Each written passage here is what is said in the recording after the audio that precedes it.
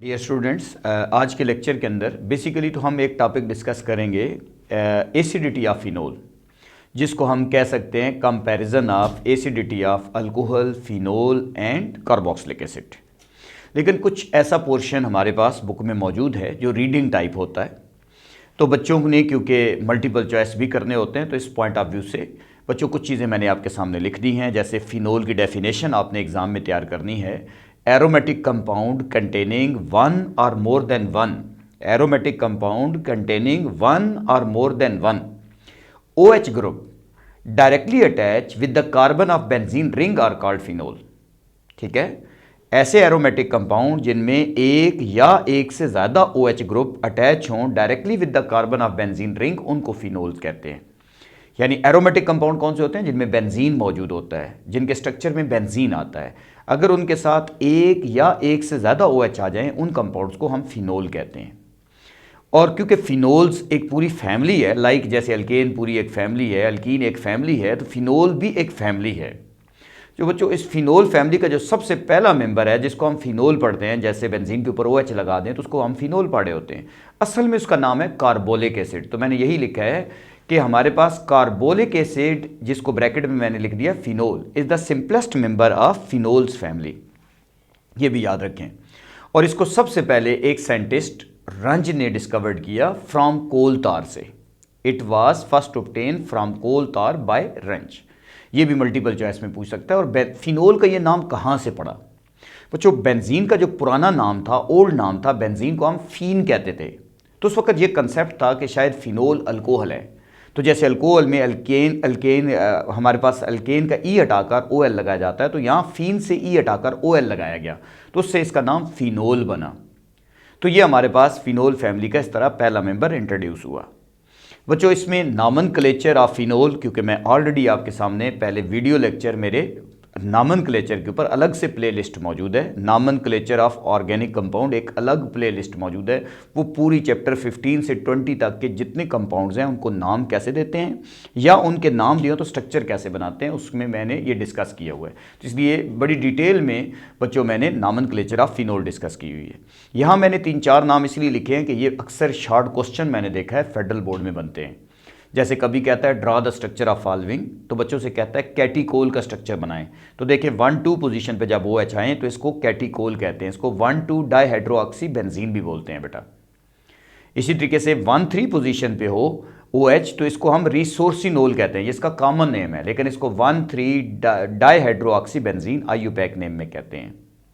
इसी तरीके से जो हमारे पास 1-4 पोजीशन पे OH हो तो इसको हम हाइड्रोक्विनोन कहते हैं, लेकिन इसका IUPAC नेम 1,4 डाइहाइड्रोऑक्सी बेंजीन भी है। या ऐसे भी कह सकते हैं बच्चों इसको 4 हाइड्रोऑक्सी फिनोल।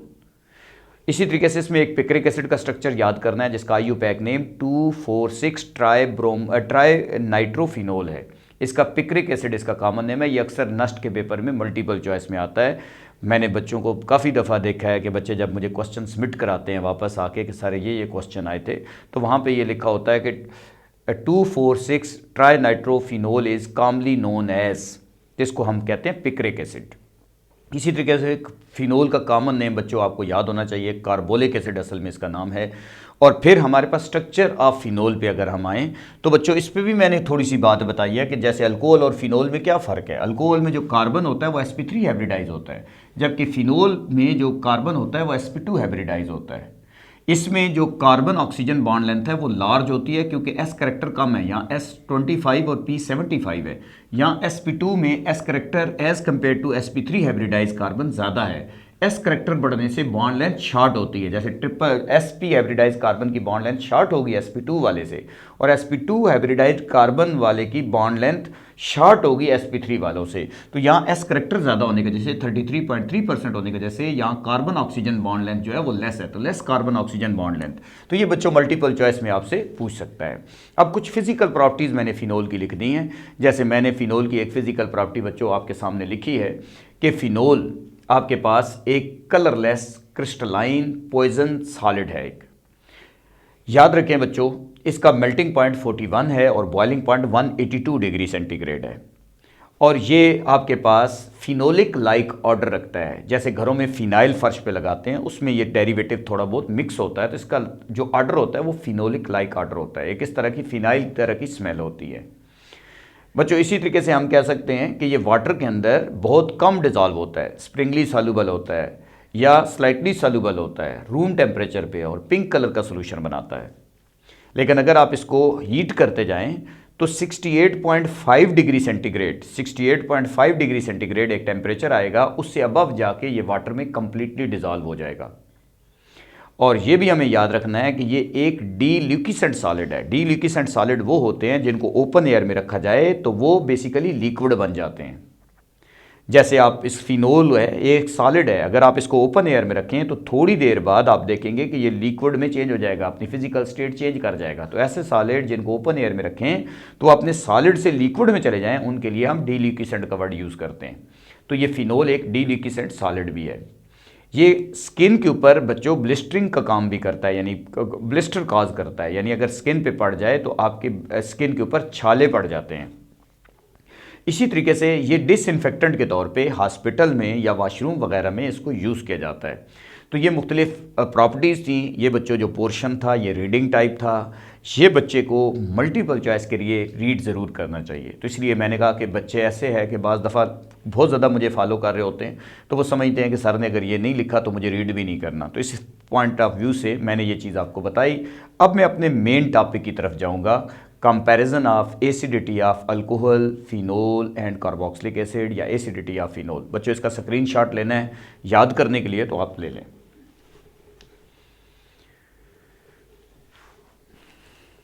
चलें बच्चों, नेक्स्ट हमारे पास है, इसके अंदर हम एसिडिटी ऑफ फिनोल डिस्कस करते हैं जी। बहुत इंपॉर्टेंट टॉपिक है। फेडरल बोर्ड में आपको पता है फिनोल में जो पोर्शन आता है या मुख्तलिफ कॉलेजेस में पेपर बनता है या आपके पास किसी भी बोर्ड का पेपर बनता है, तो आप देखेंगे कि बच्चों एसिडिटी पे क्वेश्चन आता है या प्रिपरेशन ऑफ फिनोल पे अक्सर क्वेश्चन आता है।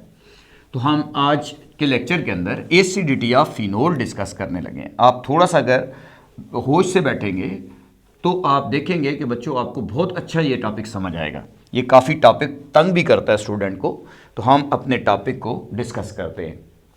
मेरे पास टॉपिक है जी बच्चों, या तो पेपर में ऐसे भी आ सकता है कि एसिडिटी ऑफ फिनोल बताएं जी, acidity of phenol.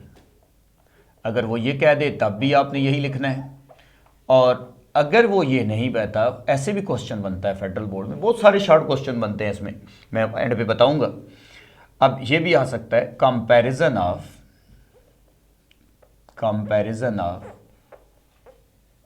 Acidity of alcohol, phenol and carboxylic acid,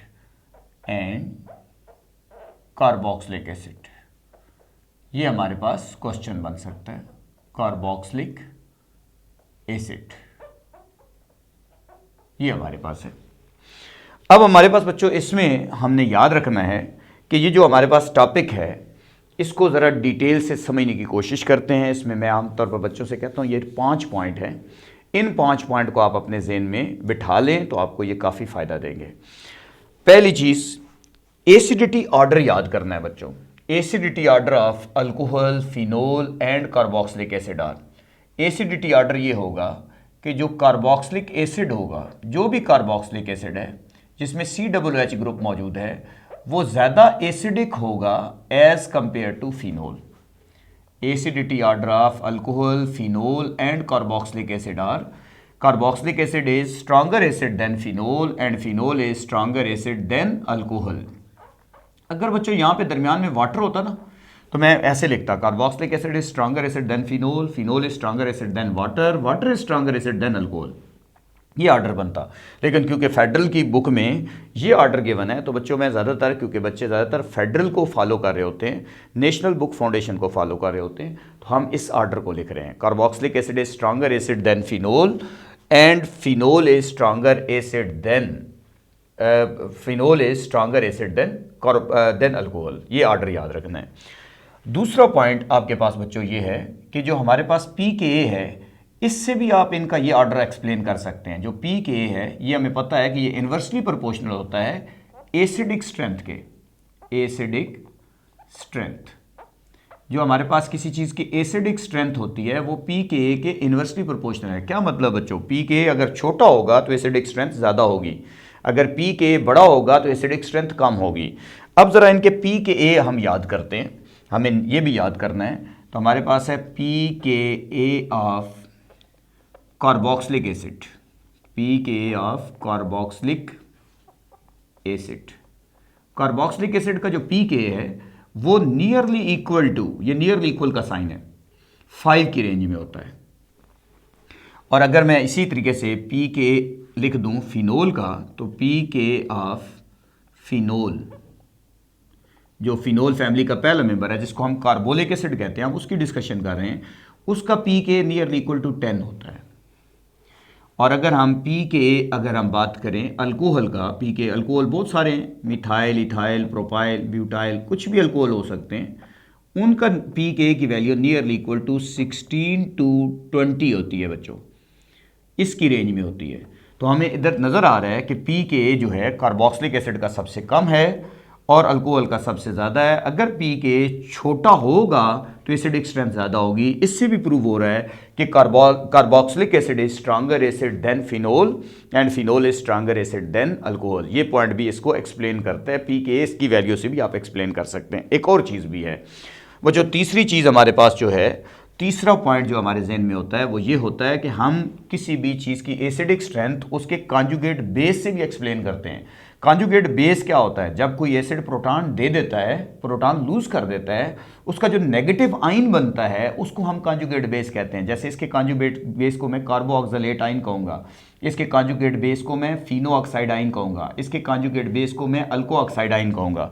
तो एक तो मैंने ये भी याद रखना है कि जो हमारे पास एसिडिक स्ट्रेंथ है या एसिडिटी है, एसिडिक स्ट्रेंथ, किसी चीज़ की जो एसिडिक स्ट्रेंथ है वो डायरेक्टली प्रोपोर्शनल होती है हमारे पास stability of conjugate base, stability of conjugate base, conjugate base.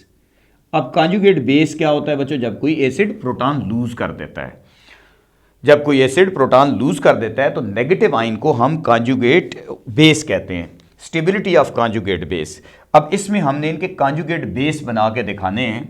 जैसे सबसे पहले अगर मैं कार्बोऑक्सिलिक एसिड का जो कॉन्जुगेट बेस बनाऊं तो ये देखें, जब जैसे ही प्रोटॉन लूज करेगा तो ये प्रोटॉन लूज करने के बाद इस तरह का एक स्ट्रक्चर बनाएगा, RC डबल बॉन्ड O पे नेगेटिव प्लस H पॉजिटिव। तो इस कॉन्जुगेट बेस को हम क्या बोलते हैं, इस कॉन्जुगेट बेस को, ये conjugate base of carboxylic acid है लेकिन इसको हम कार्बोऑक्सिलेट आइन बोलते हैं, कार्बोऑक्सिलेट आइन।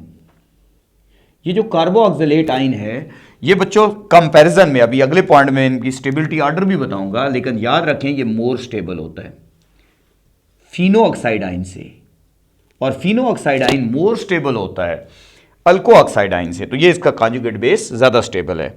अब हमारे पास है फिनोल। बच्चों जब फिनोल है उसके ऊपर से जब हम प्रोटॉन लूज कर देते हैं तो उसका जो नेगेटिव आइन बनता है उसे फिनो ऑक्साइड आइन कहते हैं। ये जैसे फिनोल है, जैसे ही वाटर में डिजॉल्व होगा अपना प्रोटॉन लूज करेगा, जो चीज़ जितनी जल्दी प्रोटॉन लूज करती है वो इतना ज़्यादा एसिडिक होती है, तो ये आइन बनेगा प्लस H पॉजिटिव बन जाएगा। इसको हम पढ़ते हैं फिनो ऑक्साइड आइन, फिनो ऑक्साइड आइन। लेकिन बच्चों कंपैरिजन में ये लेस स्टेबल है, ठीक है, ये लेस स्टेबल है। ये बात मैं किसके साथ कंपेयर कर रहा हूं, कार्बोऑक्सिलेट आइन की निस्बत ये लेस स्टेबल है। अब हमारे पास नेक्स्ट जो है अल्कोहल है। अल्कोहल जैसे ही आयोनाइज होंगे, अगर अल्कोहल आयोनाइज होते हैं, ये तो मोस्टली ऐसे करते नहीं है, बहुत कम होता है, लेकिन अगर ये आयोनाइज हों तो ये इस तरह का आइन बनाएंगे। इसको पढ़ते हैं अल्को ऑक्साइड आइन। ये कॉन्जुगेट बेस ऑफ अल्कोहल कहलाता है, conjugate base of alcohol, alkoxide ion. और ये आपके पास समझ लो एक किस्म का अनस्टेबल है, कंपैरिजन में सबसे कम स्टेबल चीज़ है। और यहाँ से भी हम प्रूव कर रहे हैं कि बच्चों acidic strength is directly proportional to stability of conjugate base.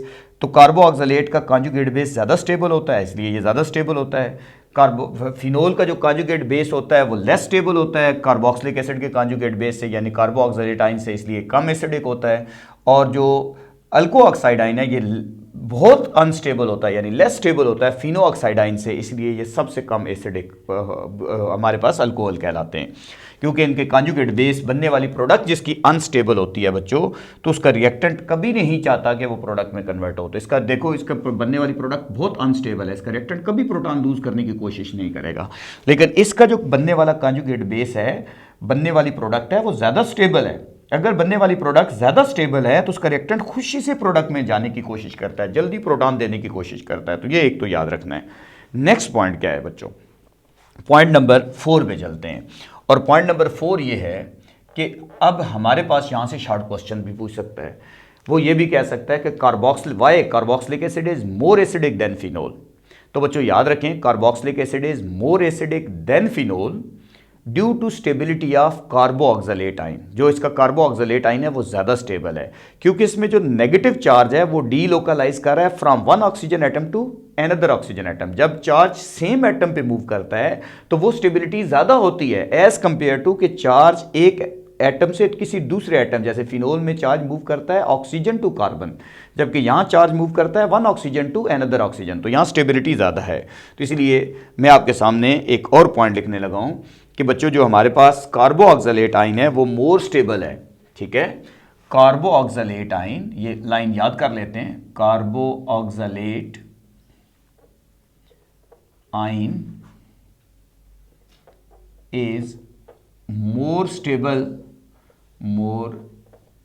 Stable than phenoxide आइन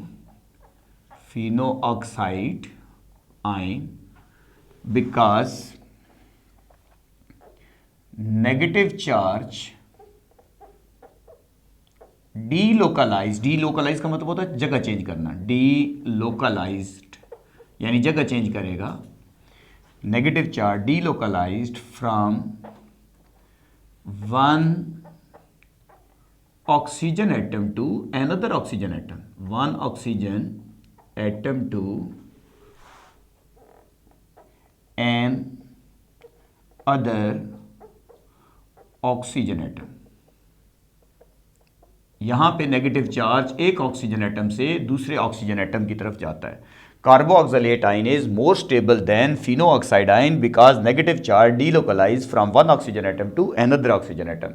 यहां नेगेटिव चार्ज एक ऑक्सीजन एटम से दूसरे ऑक्सीजन एटम की तरफ मूव करता है। जैसे आपके पास ये फिनोऑक्साइड आइन है, कार्बोऑक्सिलेट आइन है, जैसे ही रेजोनेंस होगी तो बच्चों ये रेजोनेंस में ये बॉन्ड इधर मूव करेगा, ये इधर मूव करेगा, इसका रेजोनेटिंग स्ट्रक्चर ये बन जाएगा। यहाँ पे ऑक्सीजन पे नेगेटिव आ जाएगा, यहाँ डबल बॉन्ड आ जाएगा, ये इस तरह का है। तो देखो अभी थोड़ी देर बाद ये वापस इधर बॉन्ड बनाएगा, ये एरो बता रहा है बॉन्ड बन रहा है, ये एरो बता रहा है बॉन्ड ब्रेक हो रहा है, ये इसमें वापस आ जाएगा। तो एक स्ट्रक्चर दूसरे स्ट्रक्चर में कन्वर्ट होता रहता है, इसीलिए यहाँ पे ऐसे होता है। अब हमारे पास नेक्स्ट पॉइंट क्या है बच्चों, हमें इतना तो पता है कि फिनोऑक्साइड आइन कम स्टेबल है कार्बोऑक्सिलेट आइन से, लेकिन ये जो फिनोऑक्साइड आइन है जो उसे कॉन्जुगेट बेस ऑफ फिनोल कहते हैं, ये ज़्यादा स्टेबल होता है एज कम्पेयर टू अल्को ऑक्साइड आइन, क्योंकि यहाँ तो रेजोनेंस है बच्चों, यहाँ डीलोकलाइजेशन है, जबकि अल्को ऑक्साइड आइन में नेगेटिव चार्ज डीलोकलाइज नहीं करता। यहाँ अल्को ऑक्साइड आइन में नेगेटिव चार्ज अपनी जगह पे फिक्स है, इसलिए इसका नेगेटिव चार्ज ज़्यादा अनस्टेबल है। तो यहाँ पे हम कह सकते हैं बच्चों phenol is more acidic than alcohol due to stability of phenoxide ion. Phenol is more acidic than alcohol due to stability of phenoxide ion because negative charge delocalize from oxygen to benzene ring, because negative charge delocalize from oxygen to benzene ring। अब यहाँ पे बच्चे ने resonating structure जरूर बनाने हैं कि phenol जो है हमारे पास है वो ज़्यादा एसिडिक है। Why phenol is more acidic than alcohol, phenol is, बच्चों ये वर्डिंग याद रखनी है, phenol is stronger acid than alcohol because in phenol negative charge delocalise from oxygen to benzene ring, क्योंकि जो हमारे पास फिनोल है उसमें जो नेगेटिव चार्ज है वो डीलोकलाइज करता है उसके फिनोऑक्साइड आइन के ऊपर oxygen to benzene ring move करता है। तो यहाँ पे आपने रेजोनेटिंग स्ट्रक्चर आप एग्जामिनर को बना के दिखाने हैं, तब आपको नंबर मिलेंगे। जैसे ये देखो, जैसे ही प्रोटॉन लूज करता है, तो बच्चों मैं आपके सामने अगर इसका स्ट्रक्चर बनाऊं तो ये स्ट्रक्चर कुछ ऐसे बनेगा। जैसे ये प्रोटॉन लूज कर देगा तो बच्चों ये फिनो ऑक्साइडाइन बन गया, लेकिन ये स्टेबलाइज कैसे होगा? ये बॉन्ड इधर मूव करेगा, यानी नेगेटिव का मतलब होता है 2 इलेक्ट्रॉन, वो इधर मूव करेगा, ये बॉन्ड आगे की तरफ आएगा। तो थोड़ी देर के बाद मेरे पास ये जो रेजोनेटिंग स्ट्रक्चर है इसका ये बन जाएगा, इस मॉलिक्यूल के अंदर ऐसा चेंज आएगा, ये हमारे पास बन जाएगा। यहाँ डबल बॉन्ड लगा दें, इधर भी डबल बॉन्ड लगा दें, यहाँ डबल बॉन्ड ऐसे ही है, लेकिन जैसे ही यहाँ से बॉन्ड इसका ब्रेक हो गया, ये इधर मूव करके इधर नेगेटिव आ गया। अगले स्टेप में क्या होगा कि ये इसके साथ बॉन्ड बनाएगा, ऐसे बॉन्ड बना रहा है, और ये बॉन्ड आगे मूव कर रहा है। ये सिर्फ आर्थो और पैरा पे नेगेटिव चार्ज देखो डीलोकलाइज कर रहा है, इसलिए OH को आर्थो पैरा डायरेक्टिंग ग्रुप भी कहते हैं। अब हमारे पास ये नेगेटिव चार्ज जो है वो डीलोकलाइज करता हुआ, ये डबल बॉन्ड ऐसे ही है, इस बॉन्ड पे कोई फ़र्क नहीं पड़ेगा, लेकिन यहाँ डबल बॉन्ड फॉर्म हो जाएगा और यहाँ पे नेगेटिव आ जाएगा, ये बन जाएगा। अगली थोड़ी देर के बाद इस स्ट्रक्चर में ये चेंज आएगा कि बच्चों ये वापस बॉन्ड इधर बनेगा, ये बॉन्ड इधर ब्रेक होगा। अब आपके पास इसका जो नेक्स्ट रेजोनेटिंग स्ट्रक्चर है वो कुछ ऐसा बनेगा, यहाँ पे बेंजीन के ऊपर, यहाँ पे डबल बॉन्ड, इधर भी आपके पास डबल बॉन्ड, नेगेटिव यहाँ पे आ गया, डबल बॉन्ड वो आ गया। अब थोड़ी देर के बाद बच्चों ये फिर इसके साथ क्या करेगा, ये इसके साथ बॉन्ड बनाएगा, ये बॉन्ड आगे शिफ्ट होगा। अब रेजोनेटिंग स्ट्रक्चर नेक्स्ट वाला बच्चों आगे जगह नहीं है, मैं यहाँ पे बनाने लगा हूँ। तो ये 2 एरो का मतलब होता है, डबल हेडेड एरो का मतलब होता है, ये बच्चों रेजोनेंस का साइन होता है, ये रेजोनेंस एरो कहलाता है। तो ये रेजोनेंस एरो में नेक्स्ट मेरे पास कुछ स्ट्रक्चर इसका ऐसे बन जाएगा, डबल बॉन्ड, यहाँ डबल बॉन्ड, यहाँ डबल बॉन्ड आएगा, और O पे नेगेटिव चार्ज आ जाएगा। ये स्ट्रक्चर मेरे पास कुछ इसका ऐसे बन जाएगा। इसको थोड़ा सा ऊपर बना देते हैं ताकि आपको नज़र सही आए। ये हमारे पास इसका स्ट्रक्चर कुछ ऐसा बन जाएगा। लेकिन देखो यहाँ बच्चों बुक में ना मिस्टेक होती है, इसके पाई बॉन्ड के अरेंजमेंट और है और इसके पाई बॉन्ड के अरेंजमेंट और है, ऐसे देखना है आपने। अब बच्चों ये वापस क्या करता है, थोड़ी देर बाद ये बॉन्ड बनाता है, ये बॉन्ड इधर आता है, ये बन जाता है, ये वापस इधर आता है, ये बॉन्ड इधर आता है, ये बनता है, ये वापस इधर बॉन्ड बनाता है, ये इधर मूव करता है, ये बनता है, ये इधर से इधर बॉन्ड बनाता है, ये ऊपर जाता है, ये बनता है, फिर इधर से उधर चला जाता है। तो ये phenol is more acidic than alcohol because in phenol phenoxide ion is stabilized due to delocalization of negative charge from oxygen to benzene ring. ये लाइनें बच्चों आपने इसमें लिखनी है। अब हमारे पास बच्चों ये पॉइंट तो पूरे हो गए थ्योरी के। अब मैं आपसे कहता हूँ अफेक्ट ऑफ सब्स्टिट्यूएंट इस पे क्या होगा। बच्चों इसका स्क्रीनशॉट लेना है तो लें, मैं इसके ऊपर अफेक्ट ऑफ सब्स्टिट्यूएंट आपको बताने जा रहा हूँ। चलें जी, अब यहाँ पे बच्चों कुछ जगह बना लेते हैं ताकि आपको मैं इसका अफेक्ट बता सकूँ। अफेक्ट ऑफ सब्स्टिट्यूएंट क्या होगा, याद रखें जब कोई ब्रांच आएगी तो इसकी एसिडिटी फिनोल की अफेक्ट होगी। तो हमारे पास नेक्स्ट हेडिंग इसी के अंदर है, अफेक्ट ऑफ सब्स्टिट्यूएंट। अब हमारे पास जो नाइट्रोफिनोल है, कहा जाता है कि वो मोर एसिडिक होता है फिनोल से। जैसे मैं आपसे कहूँ बच्चों, ये जो हमारे पास नाइट्रोफिनोल है, ये पॉइंट नंबर 1 बना लेते हैं, ये नाइट्रोफिनोल है, ये मोर एसिडिक है देन फिनोल।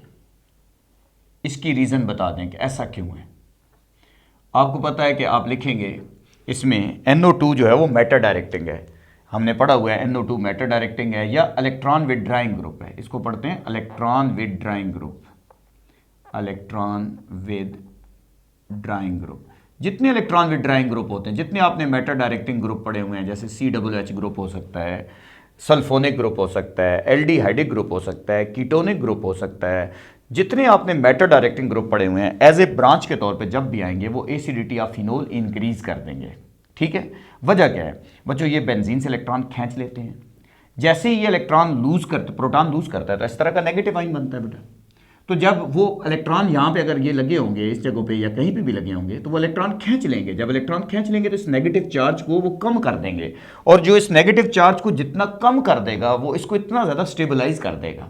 जब ये जो फिनोऑक्साइडाइन है जितना ज़्यादा स्टेबलाइज होता जाएगा एसिडिटी बढ़ती जाएगी। तो आपसे मैं अगर आपको कहूँ कि यहाँ क्या लाइन याद की जा सकती है तो आप याद कर सकते हैं, if electron withdrawing group as a substituent on phenol it increase the acidity of phenol.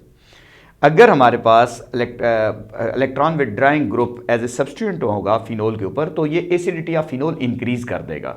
वजह यह है कि ये बेंजीन से इलेक्ट्रॉन खींच लेगा और बेंजीन के इलेक्ट्रॉन डेफिशिएंट बना देगा, जो इसका नेगेटिव आइन बना था, जो इलेक्ट्रॉन रिच बना था फिनो ऑक्साइड आइन, उसको स्टेबलाइज कर देगा, उसके नेगेटिव चार्ज को ये कम करने की कोशिश करेगा।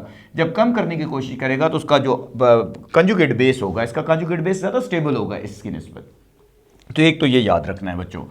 एक और पॉइंट हमारे पास है कि जो इलेक्ट्रॉन डोनेटिंग ग्रुप हैं, जितने हमने पढ़े हैं ना, आर्थो पैरा डायरेक्टिंग ग्रुप, जितने हमने पढ़े हैं ortho para directing group chapter number 16 के अंदर, आर्थो पैरा डायरेक्टिंग ग्रुप आपने पूरा टॉपिक पढ़ा है बच्चों। तो जितने आर्थो पैरा डायरेक्टिंग ग्रुप हैं एज ए सब्स्टिट्यूएंट जब फिनोल पे आएंगे तो वो इसकी एसिडिटी को डिक्रीज कर देंगे। जैसे मैं आपसे कहता हूं मिथाइल फिनोल, जिसको आप क्रीसोल के नाम से भी जानते हो, मिथाइल फिनोल या इसको क्रीसोल के नाम से भी हम पढ़ते हैं। ये हमारे पास हमारी बुक में लिखा होता है कि मिथाइल फिनोल है। ये आपके पास लेस एसिडिक है, लेस देन का साइन बना रहा हूं, ये बच्चों लेस देन का साइन है, लेस एसिडिक होगा फिनोल से। वजह क्या है, फिनोल ज्यादा एसिडिक क्यों है? आप कहते हैं कि इलेक्ट्रॉन विड्राइंग जो ग्रुप हैं वो एसिडिटी बढ़ाते हैं और electron donating group as a branch आ जाएं तो ये इसकी एसिडिटी को कम करते हैं, क्योंकि ये जैसे ही अपना प्रोटॉन लूज करेगा तो इसके ऊपर नेगेटिव आएगा। तो ये जो अल्काइल ग्रुप हैं ये इलेक्ट्रॉन डोनर हैं, ये इसको इलेक्ट्रॉन डोनेट करेंगे। जैसे ही इसको इलेक्ट्रॉन डोनेट करेंगे तो ये तो पहले ही इलेक्ट्रॉन रिच बन गया है, प्रोटॉन लूज किया है तो नेगेटिव हो गया है, तो इसको और इलेक्ट्रॉन मिलेंगे तो इस पर नेगेटिव चार्ज और ज़्यादा होना शुरू हो जाएगा, जिससे इसका जो जिससे इसका फिनो ऑक्साइड आइन है, जिसको आप कंजुगेट बेस इसका कहेंगे, वो बेसिकली ज़्यादा अनस्टेबल हो जाएगा। अगर वो ज़्यादा अनस्टेबल हो जाएगा तो ये लेस एसिडिक कर देगा, इसीलिए फिनोल ज़्यादा एसिडिक होगा। तो याद रखें, इसमें पॉइंट क्या लिख सकते हैं बच्चों, if electron donating group as a substituent on phenol, if electron donating group as a substituent on phenol, it decrease the acidity of phenol। जितने आपने आर्थो पैरा डायरेक्टिंग ग्रुप पढ़े हैं, अगर नहीं देखा बच्चों तो उसका वीडियो लेक्चर पहले देखें कि आर्थो पैरा डायरेक्टिंग ग्रुप क्या होते हैं और मेटा डायरेक्टिंग ग्रुप क्या होते हैं। Ortho para directing group electron donor होते हैं। Electron donor group as a substituent जब फिनोल पे आते हैं तो इसकी एसिडिटी कम होना शुरू हो जाती है, और जो meta directing group as a substituent phenol पे आते हैं तो इसकी एसिडिटी बढ़ना शुरू हो जाती है। ये प्यास का जब बच्चे एंट्री का टेस्ट देते हैं तो वहाँ पे आता है, जैसे पिक्रिक एसिड ज़्यादा एसिडिक होता है बच्चों या नाइट्रोफिनोल, तो देखो पिक्रिक एसिड में 3 NO2 आ रहे हैं, 3 इलेक्ट्रॉन विड्राइंग ग्रुप आ रहे हैं, तो वो तो एसिडिटी को और बढ़ा देगा। तो पिक्रिक एसिड ज़्यादा एसिडिक होता है बच्चों नाइट्रोफिनोल से, और नाइट्रोफिनोल ज़्यादा एसिडिक होता है फिनोल से। तो ये बच्चों कुछ बातें थी जो आपने नोट करनी है। ये एसिडिटी ऑफ फिनोल ख़त्म हुआ। Thank you very much.